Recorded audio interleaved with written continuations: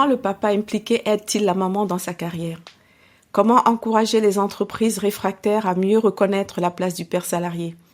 Ces questions sont évoquées dans mon podcast qui donne la parole aux papas, ceux-là qui sont soucieux de ne pas sacrifier le bien-être de leur famille sur l'autel des obligations professionnelles.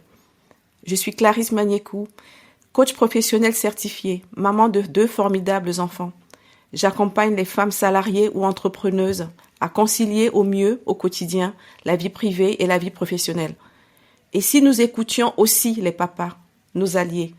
Bienvenue dans mon podcast. Je vous souhaite une très belle écoute. Bonjour Loïc. Bienvenue dans cet épisode de mon podcast. Veux-tu bien te présenter? Merci à toi. Oui, alors je m'appelle Loïc Delcros, je suis coach en entreprise depuis 8 ans, après une carrière de consultant d'une 20aine d'années. J'ai 51 ans, je suis marié depuis un peu plus de 20 ans, j'ai 4 enfants qui ont entre 16 et 27 ans. D'accord. Quand t'es-tu senti être père, Loïc?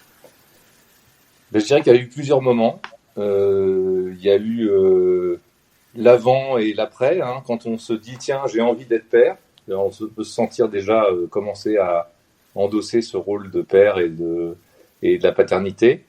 Il y a le moment où on décide d'être père avec la personne qu'on a choisie, et puis le moment évidemment et les moments après où vraiment on incarne cette fonction, je dirais, à la naissance et après, quand on élève ses enfants et quand on les voit grandir, quand on participe à leur développement. Voilà, tous ces moments-là, finalement, on se sent un peu père tout le temps après. Comment s'est construit l'équilibre familial après la naissance de tes enfants? Peut-être du premier, voilà, si c'est peut-être plus pertinent.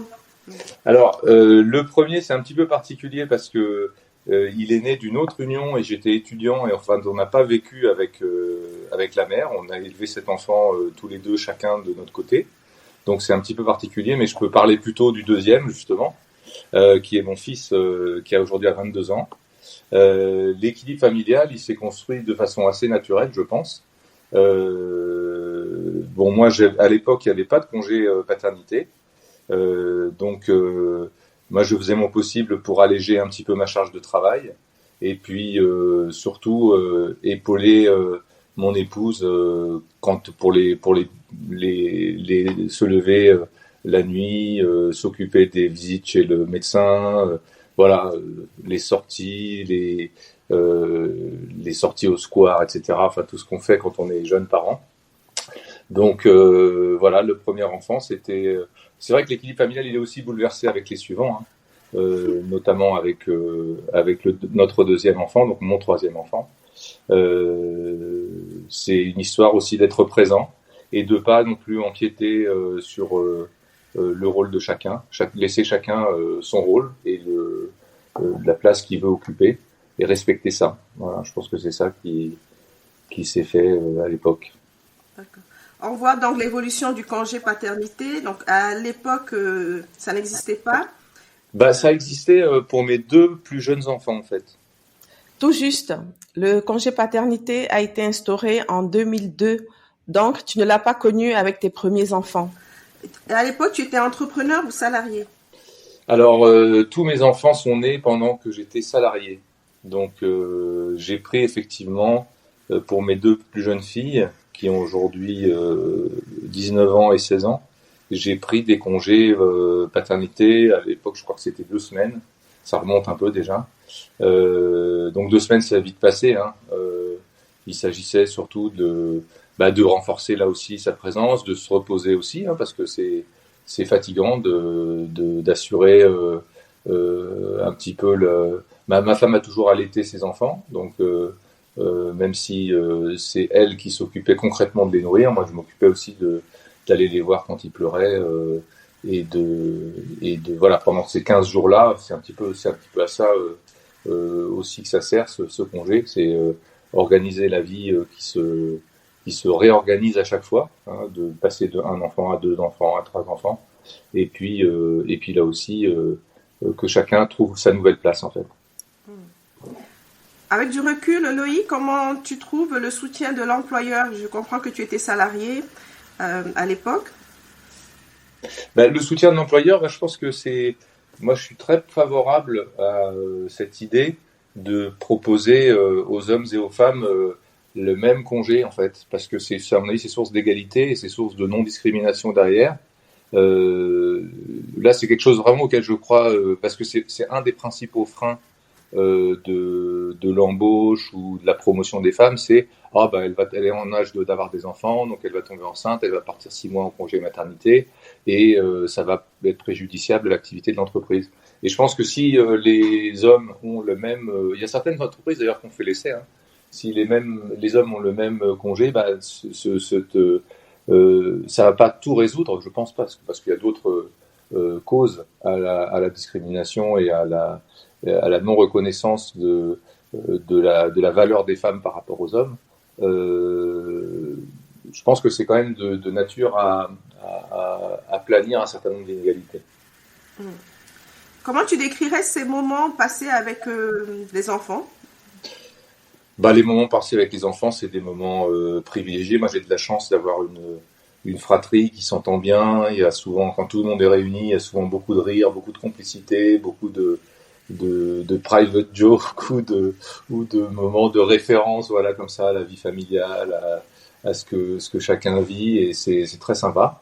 Donc l'éducation des enfants, je la vois aussi comme quelque chose de très agréable, de très vivant, même si moi j'ai eu de la chance, j'ai eu des enfants qui ont fait des études, enfin bon, ma fille de 16 ans est encore, et puis celle de 19 aussi, hein, ils sont encore dans les études, mais d'avoir des enfants dont j'ai pas trop à m'occuper de la réussite scolaire, parce que ça s'est fait un petit peu naturellement, donc voilà, il y a des choses chouettes à vivre du coup, en dehors de suivre les devoirs, chose que je n'ai jamais faite, et mon épouse non plus d'ailleurs. J'ai jamais suivi les devoirs de mes enfants, et ça s'est plutôt bien passé jusqu'à présent. Je croise les doigts. Voilà. Je reviens sur ton statut de père salarié. Comment as-tu trouvé ton chemin? Mon chemin de père salarié, c'était pas évident parce que j'avais un boulot assez prenant. Bon, je suis pas workaholic, hein, donc j'ai jamais fait des heures à rallonge. J'ai fait plutôt en sorte de privilégier aussi ma vie personnelle, même si j'ai eu une belle carrière en tant que salarié. Mais j'ai quand même réussi à modérer un petit peu les effets de la pression qu'on pouvait me mettre, parce que j'étais dans des gros cabinets de conseil, et à finalement arriver à maintenir un certain équilibre. Bon, j'ai eu un moment où d'ailleurs c'est le moment où j'ai changé, j'ai eu un moment où ça allait un petit peu moins bien, parce que j'avais des responsabilités importantes, et je trouvais ça lourd et avec beaucoup de pression. Donc il y a eu un moment où ça allait un petit peu moins bien, et je me suis posé des questions du coup sur mon avenir, et c'est là que j'ai choisi de changer de métier. Et c'est vrai que depuis, maintenant que je suis entrepreneur, l'équilibre vie privée, vie personnelle est beaucoup plus facile. J'ai la chance de faire un métier qui est assez rémunérateur, sans forcément faire des heures à rallonge. Donc voilà, donc aujourd'hui la question se pose moins, la question de l'équilibre, mais elle s'est posée, c'est vrai, quand j'étais salarié, notamment quand j'ai pris cette fonction de directeur à la fin de mon expérience de salariat. D'accord. Et la conciliation vie privée, vie professionnelle de la maman, comment ça s'est fait? Comment l'organisation familiale a été repensée après la reprise du travail par la mère? Est-ce que vous avez spécialisé les tâches? Vous avez réparti les tâches de manière stricte? Non, pas du tout. On n'a pas réparti les tâches de manière stricte. Les choses se sont faites assez naturellement. Alors moi, je prends ma part. Je sais pas si c'est une part plus grande, plus petite. Il y a un tas de choses qui sont du domaine de mon épouse. Il y a un tas de choses qui sont de mon domaine à moi. Ma femme fait une très belle carrière dans son métier. Elle non plus, c'est pas une workaholic, donc elle sait terminer, quand elle a terminé de bosser, elle a terminé de bosser, elle bosse pas le week-end, et pourtant elle est dans un grand groupe et elle a une carrière voilà, qui lui plaît et qui lui ouvre des perspectives, donc c'est chouette. Non, les tâches sont réparties Je pense que il faut pas forcément se soucier d'égalité. Enfin, j'ai pas l'impression. C'est pas une question d'égalité, c'est une question d'équilibre en fait. Et c'est pas forcément de dire bah tiens tu fais ça, je fais ça. Les choses se font, voilà, c'est peut-être qu'il y en a un qui fait plus les courses, l'autre qui fait plus le ménage, l'autre qui fait plus le bricolage, ou le jardinage, ou s'occuper des vacances, ou voilà. Et finalement, c'est un petit peu, ça se fait assez naturellement. Et quand il y en a un qui a besoin d'aide, bah, l'important c'est qu'il puisse demander à l'autre, quoi. La parentalité, c'est aussi prendre en charge un enfant malade. Comment ça s'est fait justement comment Bah, ça les s'est enfants malades, bah déjà nos enfants ils sont pas été trop malades, alors ça c'est la bonne nouvelle. Euh, on a pris le parti de pas aller chez les pédiatres ou les médecins spécialisés, mais plutôt de faire appel aux médecins de famille, donc ça simplifiait quand même l'accès aussi. Et puis ça se faisait en fonction des emplois du temps de l'un ou de l'autre. Hein. Celui qui pouvait le plus facilement s'absentait, et puis j'avoue, je me souviens pas. Est-ce que c'était plus elle ou plus moi? Toujours est-il il était effectivement possible qu'on prenne une demi-journée, une journée ou même plus pour s'occuper de nos enfants. Bon, assez vite, les enfants, on les a mis dans des structures de garde parce qu'on connaît comment on était tous les deux travaillant. Style, surtout au début, nourrice chez elle, enfin nourrice ado, je sais pas comment ça s'appelle, voilà, enfin, aller chez la nourrice. Donc ce qui était assez pratique. Et puis comme c'était des petites structures, même quand le gamin était un peu voilà, avait un rhume ou quoi, ben ça n'empêchait pas forcément de le mettre en garde. Donc voilà, ça facilitait quand même aussi et ça limitait le nombre de fois où on a eu affaire à des arrêts vraiment de travail. Alors arrêt de travail, c'est un bien grand mot, mais disons s'absenter du travail pour s'occuper des enfants. Je pense pas que ça nous soit arrivé si souvent que ça. Voilà, il n'y a pas eu de bronchiolite ou de choses comme ça. On a eu la chance d'avoir des enfants qui étaient plutôt en bonne santé.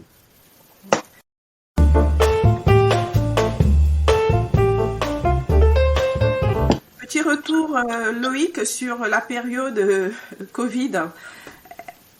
A-t-elle eu un impact sur l'organisation familiale? Comment tu revois cette période? Alors moi, la période Covid, je l'ai vécue plutôt bien. C'était un moment où on était tous ensemble. Alors faut préciser qu'on habite à la campagne, avec un grand jardin. Donc forcément, c'est plus facile de supporter le confinement que quand on habite un petit appartement parisien. Et donc c'était un moment plutôt sympa. Alors tous les moments n'ont pas été sympas bien sûr, mais en tout cas au début c'était un moment plutôt sympa. Mon fils qui faisait ses études au Canada est revenu à la maison en France parce qu'au Canada c'était vraiment très très fermé. Il est revenu en France, donc on était toute la famille, souvent ensemble, partager les repas. Donc il y avait un côté sympa. Et de toute façon, là aussi déjà les enfants étaient quand même assez grands. Donc c'était pas une question de réorganiser ou d'impacter la vie de famille.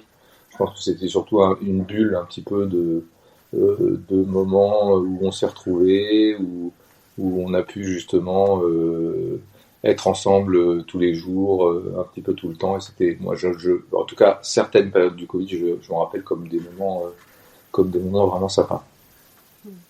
Familialement parlant, hein, j'entends, hein, parce que évidemment sinon c'était quand même assez difficile d'être enfermé.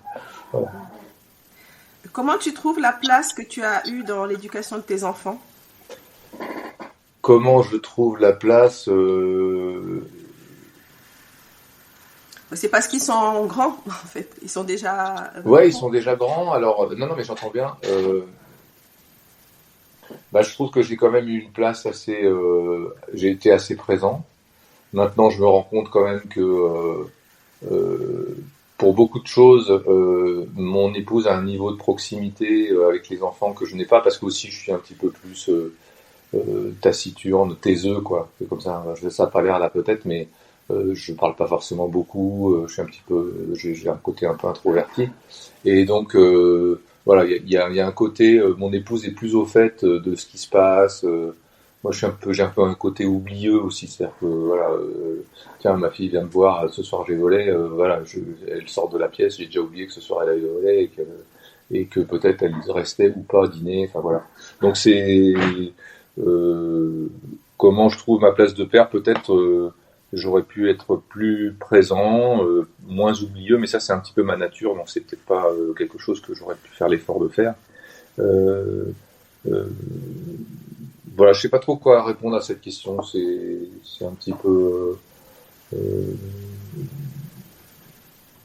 j'ai fait comme tout le monde. Hein, j'ai fait ce que j'ai pu. Maintenant, mes enfants sont un peu grands. Ils ont plutôt la vie devant eux et ça sera en dehors de moi. Et j'ai fait ce que j'ai pu et c'est pas si mal quoi. Pour le moment, je me dis voilà, ils font ou ils ont fait des études. Ils sont des bonnes valeurs. Ils respectent la vie, les autres, et maintenant à eux de construire leur vie. Et moi, j'ai pas forcément, et je peux être là comme un vieux sage ou comme un conseiller ou comme un soutien, mais j'ai pas trop mon mot à dire sur les choix qu'ils vont faire à partir de maintenant. Quoi. Avec du recul, comment trouves-tu la conciliation vie privée, vie professionnelle lorsqu'on est entrepreneur ou salarié?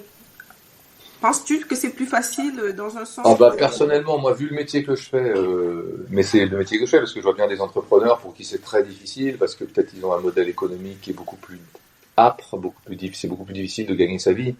Un coach en entreprise, voilà, il facture assez cher ses prestations, faut le dire. Enfin, assez cher, c'est relatif.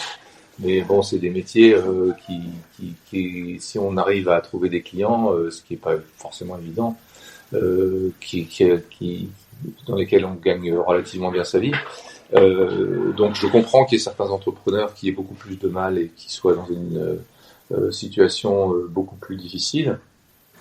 En tant que salarié, le problème c'est que le système souvent vous pousse à, à toujours plus de boulot, toujours plus d'accepter la pression, de produire, de voilà. Donc il y a avec des impératifs chiffrés, avec des objectifs, avec donc ça, moi je suis très favorable à la collaboration, à la libération des énergies, à l'intelligence collective.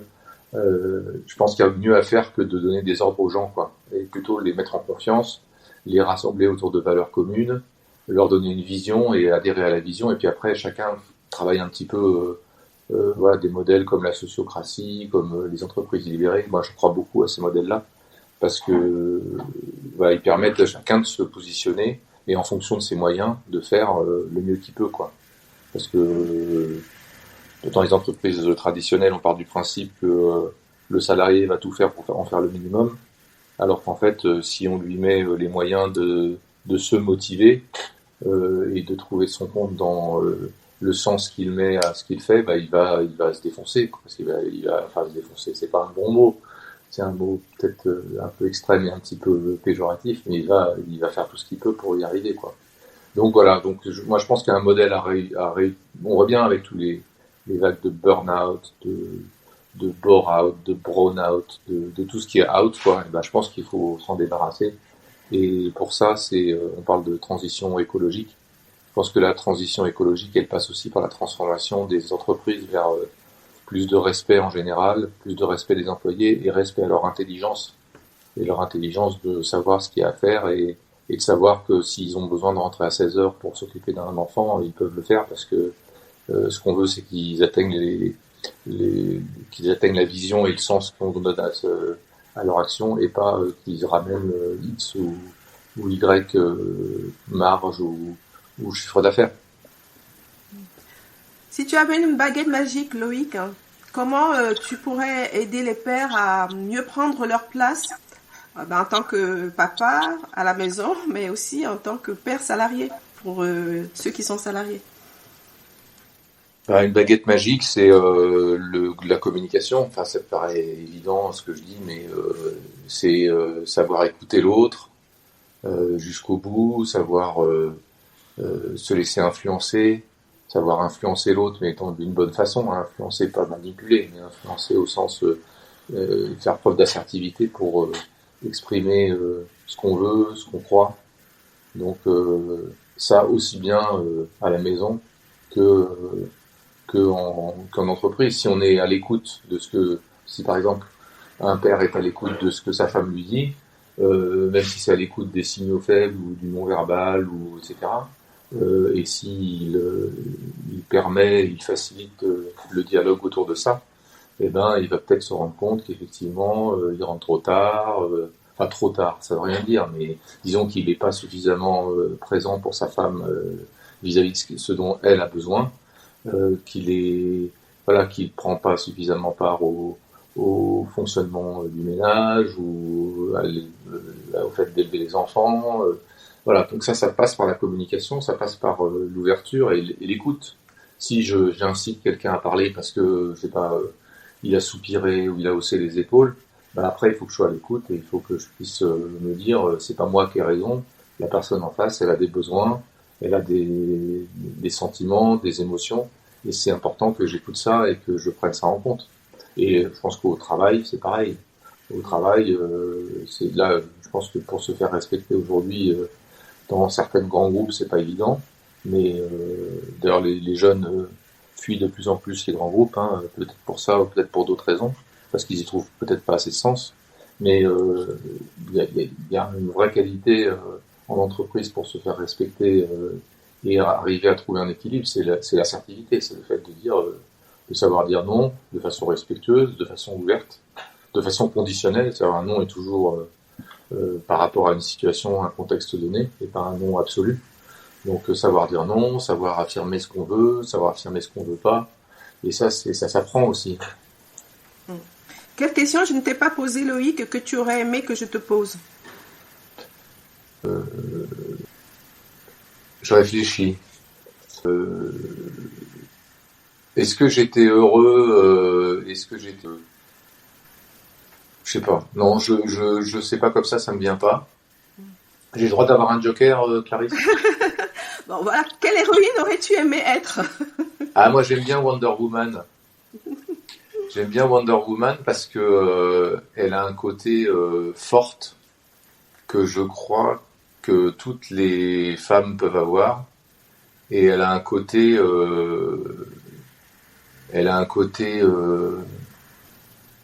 capable d'être l'égal de l'homme. Alors l'égal, je disais tout à l'heure, l'égalité, j'y crois pas et j'y crois toujours pas. Hein, c'est pas ce que je veux dire, mais c'est capable de faire face à cette hégémonie masculine qu'on rencontre dans notre société, à cette espèce de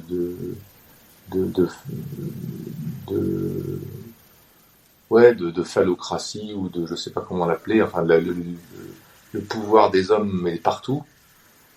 Et alors moi j'ai la chance dans ce milieu de coach d'évoluer dans un milieu très féminin et dans le milieu des DRH aussi d'ailleurs. Mes interlocutrices, mes interlocuteurs RH sont très très souvent des femmes. Et je trouve ça, moi j'ai toujours aimé évoluer avec les femmes. De toute façon j'ai toujours aimé j'ai toujours eu des amies femmes, même en dehors de relations amoureuses. Hein. Et je trouve que c'est peut-être que là, finalement, là aussi une partie de la question est là. C'est finalement comment on peut avoir des relations entre hommes et femmes sans forcément que ce soit des relations qui tournent autour du sentiment amoureux, et comment on peut se comprendre du coup. Se comprendre, s'apprécier, être ouvert les uns aux autres, exprimer ce dont on a besoin, voilà. Donc c'est peut-être une des clés finalement. C'est facile quoi de se tourner vers le même sexe parce qu'on se comprend mieux par défaut. Mais c'est enrichissant de se tourner vers l'autre sexe pour des relations amicales. Merci beaucoup. Ton témoignage a permis de voir les avancées vers la parentalité équilibrée avec la mise en place du congé paternité qui est passé à 28 jours en juillet 2021. Donc, c'est mieux que rien, on peut faire mieux. On peut faire aussi comme les pays nordiques, mais bon, Ils en sont où les pays nordiques? Les pays nordiques ont la réputation d'être les champions du monde de la parentalité équilibrée et de l'égalité femmes-hommes. Je vais citer l'exemple de la Suède. Ça va te plaire, Loïc, toi qui dénonces la durée courte du congé paternité en France. La Suède a une politique volontariste et généreuse, c'est-à-dire que les parents se partagent 16 mois de congé parental indemnisé. Les mots utilisés en Suède ont un symbole fort. On parle de congé parental et non de congé paternité et de congé maternité comme en France. C'est vraiment un pays qui a pris à bras le corps le sujet de la parentalité équilibrée et l'a considéré comme un grand enjeu sociétal, ce qui fait que le père et la mère peuvent avoir les mêmes droits face à l'employeur. C'est vraiment une expérience inspirante qui promeut l'égalité professionnelle dans les faits et évite que la parentalité pénalise la carrière des mamans. Donc, je pense que c'est un exemple à suivre. C'est un modèle. Merci Clarisse. Loïc, notre entretien est arrivé à sa fin. J'ai retenu que la question de l'équilibre vie privée, vie professionnelle se pose moins pour toi depuis que tu es entrepreneur.